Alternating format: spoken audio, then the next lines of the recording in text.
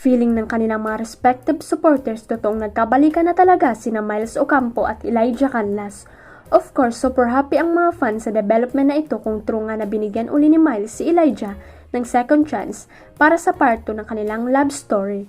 Sa litratong ibinahagi ng direktor ng pelikulang A Very Good Girl na si Petersen Vargas nitong nagdaang Sunday night, makikitang kasama niya sina Miles at Elijah.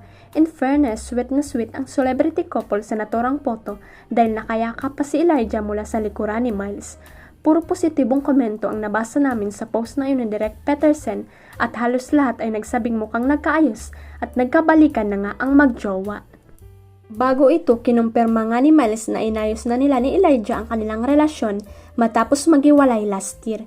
Sa isang panayam kay Miles, diretsan siyang tinanong kung sila na ba uli ni Elijah na sinagot ng Itbulaga Dabarkads ng Let's See, we're working on it.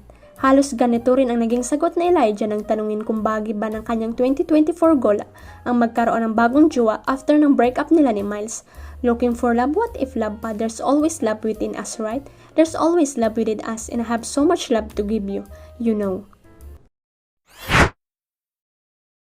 Super excited na ang kapuso drama king na si Dennis Trillo sa unang pagsasama nila ni Alden Richards sa isang bonggang teleserye. Sa tagal na nina Alden at Dennis bilang mga kapuso ay ngayon lang sila nabigyan ng pagkakataon na magkasama at magkatrabaho sa isang acting project.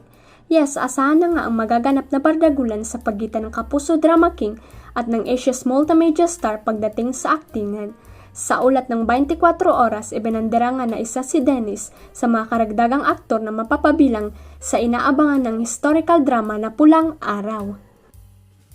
Gaganap si Dennis sa serye bilang isa sa mga major kontrabida, isang malupit na sundalong Hapon na magpapahirap sa karakter ng mga bida sa kwento kabilang na si Alden.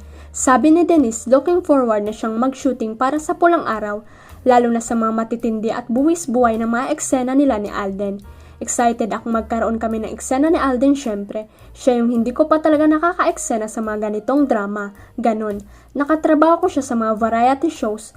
Pero ayun, excited ako doon. Paghahandaan ko ang eksena na yun. Anya pa.